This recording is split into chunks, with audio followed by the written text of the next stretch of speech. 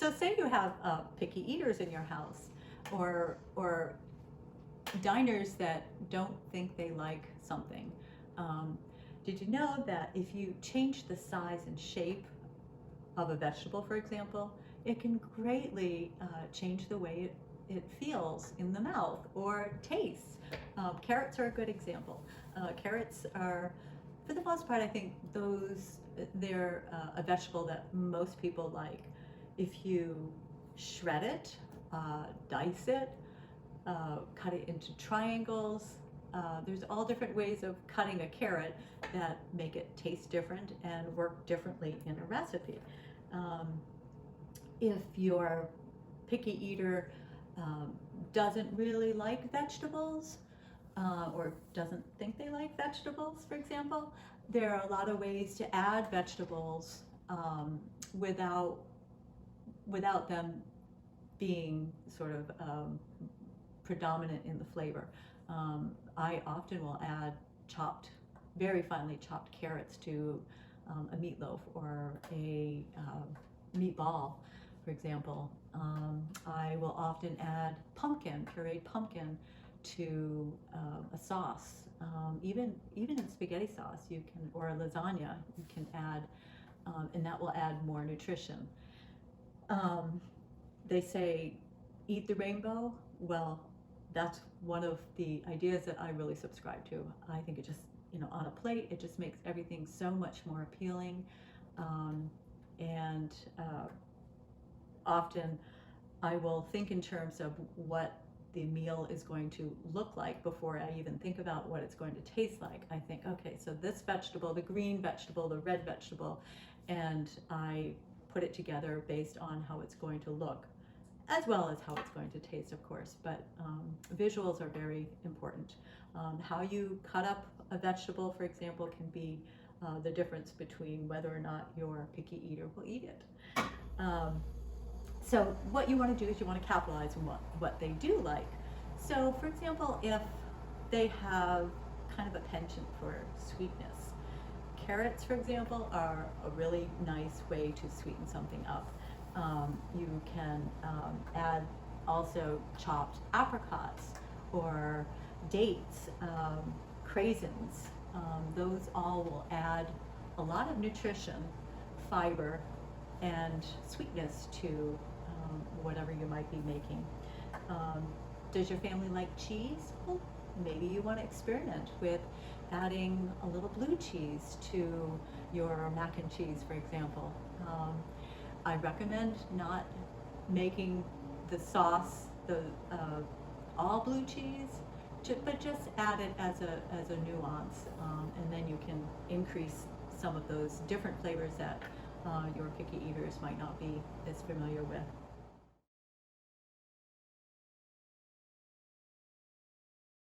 And also get your kids involved in the preparation of your meal making. I remember my eldest daughter, when she was probably 3 years old, she was cutting mushrooms. I had her on a stool. She had a plastic knife, wasn't going to hurt her, and she just felt like such a big girl cutting those mushrooms. Mushrooms don't take a whole lot to cut, and that was a big help for me. It made her be more willing to try mushrooms, for example. And by having your children involved in the meal making or meal planning. So another way that I got the kids involved in being interested in food more than just being the consumers is I had them each pick a day that they could choose what the meal was going to be. Like, one of my kids always liked pasta, and so we always had pasta on a particular night, and we varied the pasta. And by having them involved, they're going to be more willing and able to try new things, and getting them involved even more so.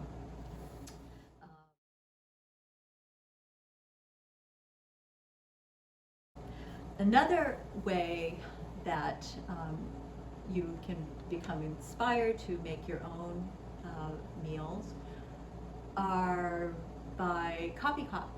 copycat recipes. There are tons of them online. You can, if you have a particular restaurant that has, like Olive Garden, for example, if you love their biscuits, there are recipes for their biscuits. They're cheesy biscuits. They're really delicious. And then you can make them more nutritious by adding add-ins, herbs, for example. I'm a big one for adding herbs to lots of different dishes. In any given meal, I might add 3 different herbs easily. Fresh herbs. Do you know chopped dill added to your scrambled eggs? Wow, so delicious, so easy, and it just adds a whole lot.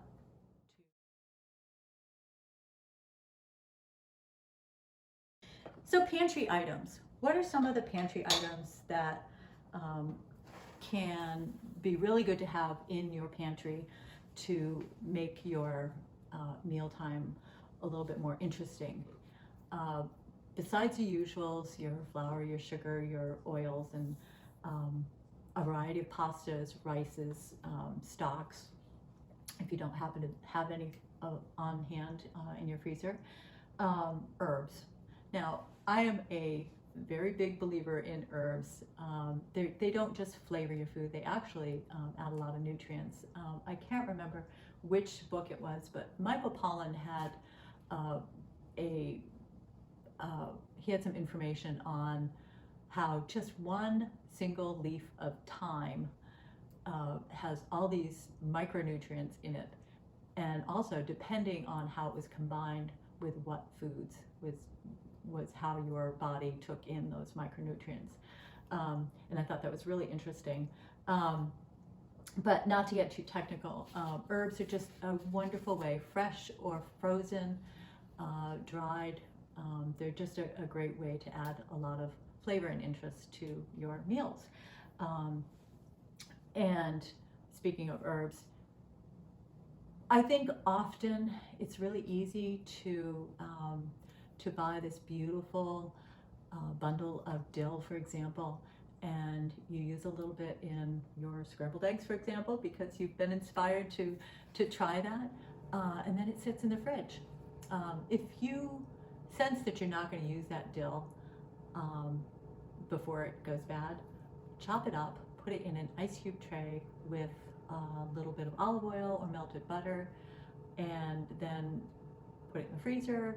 Pop one of those little nuggets of flavor when you want to add some to your rice or pasta or soup, for example. It's a great way to reduce the waste and add lots of flavor and nutrition. Another thing I love to have in my pantry, I do make some, but I always buy salsa. Salsa is such a great item to have. It's so much more than just a dip for your chips. You can use it in your soups, your stews, sauces.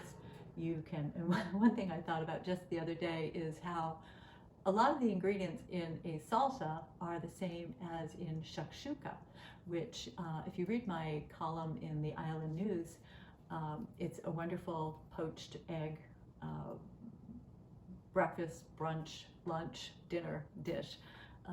And it's absolutely delicious. By adding a few additional things, you can basically have an instant shakshuka sauce. It's pretty awesome. Roasted red peppers is another item that I love to have in my pantry. It adds color when I am out of fresh peppers in my refrigerator, and I don't have any tomatoes. They are great added to a sandwich. But just adds color to a plate afterwards. If you or a platter of food, however you serve your family meals, whether it's family style or individual, you can add roasted red pepper, and it's just kind of a color pal, and it's delicious. Not too potent in flavor, but really delicious. So another item is that I like to have in my pantry are capers. Now, capers are basically a pickled bud, and they add a really nice brininess to sauces, salads, pasta salad. They're just a little more interesting, and they're pretty inexpensive. They keep for a long time in the refrigerator after they're opened. So that's a really nice item to have if you want to elevate your cooking a little bit. Another item that I like to have in my pantry is canned milk.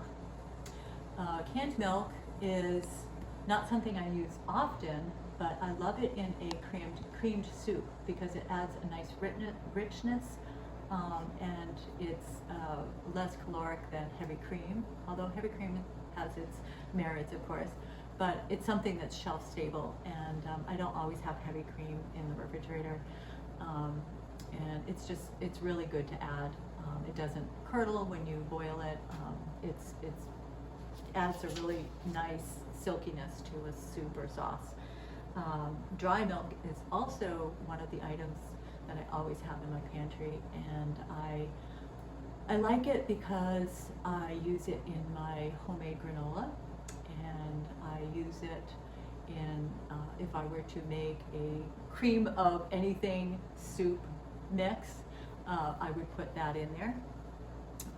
It's just we live on an island, and sometimes the stores close sooner than you can get to it, so you can always have milk for your recipes by reconstituting it, and that's all it is. Dry milk is just dehydrated milk. All the milk has had its liquid dehydrated or evaporated out. So mustards, I always have a selection of mustards. There's so many different kinds of mustards. There's grainy mustards and honey mustards and Dijon mustards, and they all add something different. I make salad dressings, and I'm always changing what kind of mustard I put in my vinaigrette. So it's not always the same. And so here I have one collection of herbs that I have. So these are all my spices. They're really easy to get to. These are the spices that I use for my baked goods.